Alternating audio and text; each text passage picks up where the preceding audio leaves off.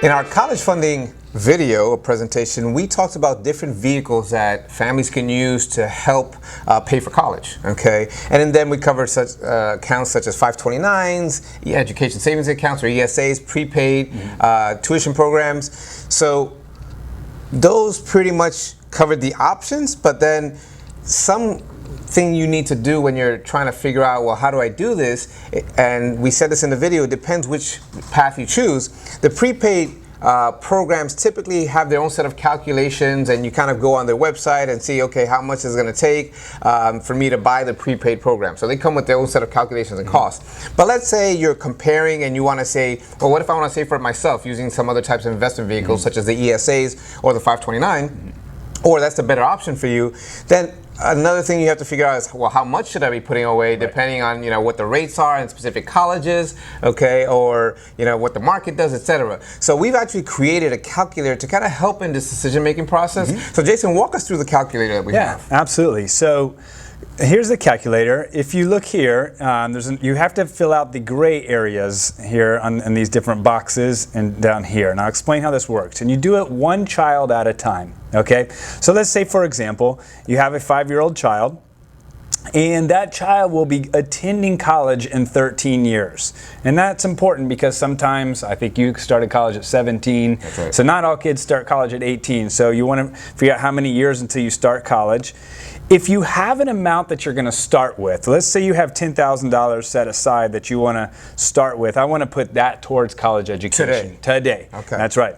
But then you want to figure out, okay, well, how much if I start with $10,000, how much do I need to save to total the costs of college for my child? Right. Okay, so you can leave that right now at zero. Excuse me, you can just leave that blank for now, and then the number of annual payments. So sometimes people want to say, hey, I want to fund it over the next 5 years. I want to make sure all the college costs are funded. So, or they want to maybe fund it every year until they go to college. But let's use the example if you want to fund it for 5 years. Now, if you didn't want to fund it for 5 years, let me just zoom in here to make it a little easier to see. If you didn't want to fund it in 5 years, you could also choose, and I'm going to zoom in so you can see a little bit better here. You can also choose just until high school graduation right there. Okay. But we're going with the 5. So that means you want to fund it over 5 years. So the child's age 5 right now, you would fund it age 5, 6, 7, 8, 9. Until they're 10. Yep, exactly. Right.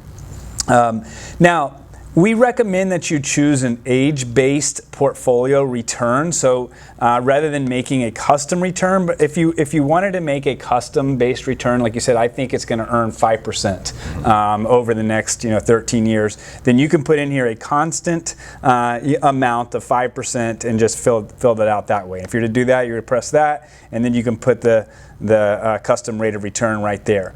But we think it's probably a good idea to use an age-based return.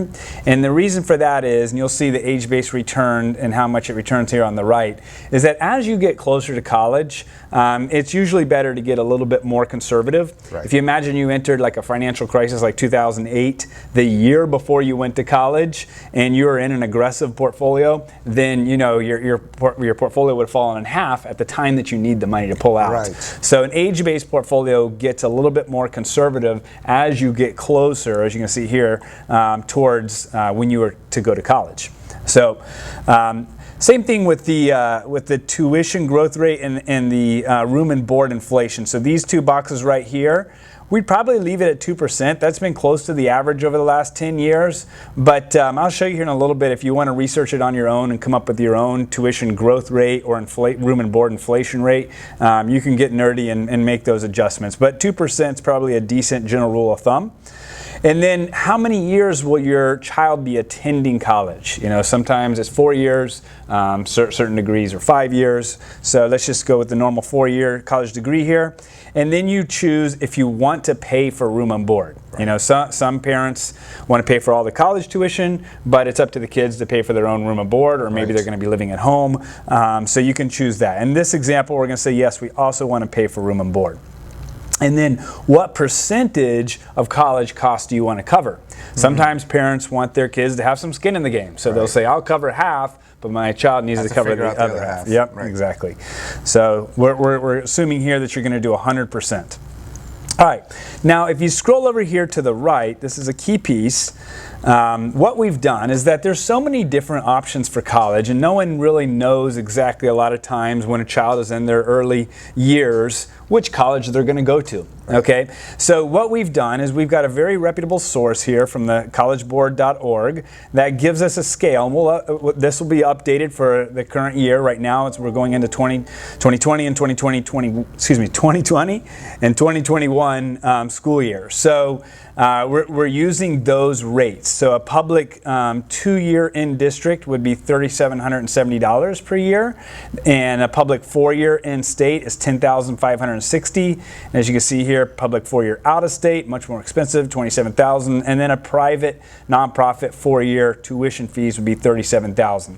Now this is the average across America. Right. If you say, I know my child is going to go to Florida. I'm a Gator fan. Let's say he's going to go to University of Florida. Well, you can actually click on this link and it'll tell you the cost of the state that they're going to go to, and it'll give you the average cost per state. Right. Or they're going to go to Vermont. I mean, the prices vary a lot depending on state. So if you really want to get nerdy, you can go in there and kind of figure out what that's going to cost per year.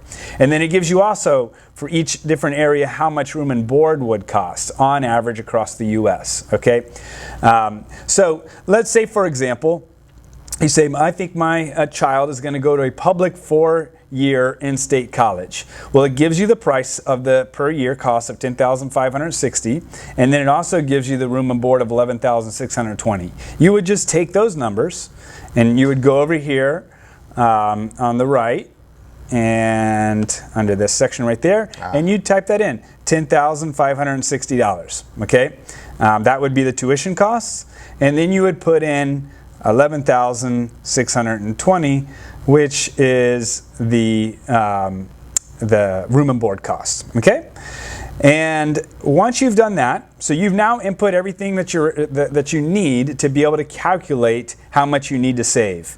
If you want to figure out how much you need to save over the next 5 years, you just solve for annual contribution, okay? And once you solve for annual contribution, what's going to happen is it's going to figure out the annual contribution amount, assuming that you put in $10,000, okay, to start with. And so if you put $10,000 to start with, you can see now your annual contribution is $7,455 per year. For the next 5 years. Exactly. Got That's it. right. Got it. That's right. Now, let's say, for example, maybe you have a grandparent or something that wants to fund all of the cost at one time, or maybe you want to fund all the cost at one time. Maybe you got an inheritance or something, and you just want to make sure all the college costs are covered.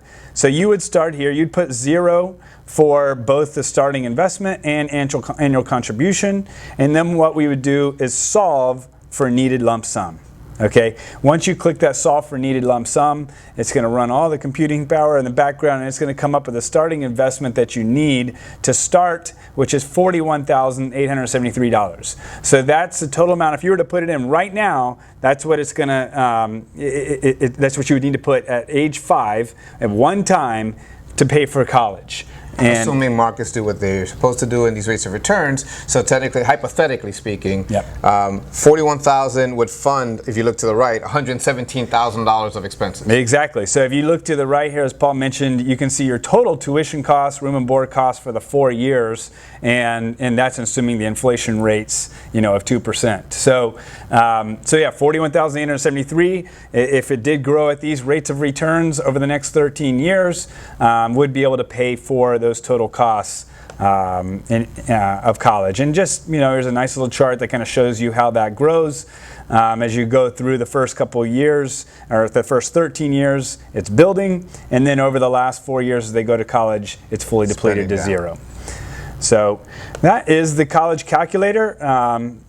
Feel free to play around with it and use it to try to calculate your costs. Obviously, if you run into any questions, and sometimes they do come up, feel free to call an AllGen advisor and we'll walk you through it. Yeah, and with any plan, education, retirement, it's important that you monitor these things, especially because, again, market rates aren't guaranteed, et cetera. So this is a good launching pad to say, okay, I have an idea now, what more or less it's going to take for me to put this kid through college without any debt, okay, and then use that to establish your budget, et cetera, moving forward. That's right. So thanks for listening, and we'll see you soon.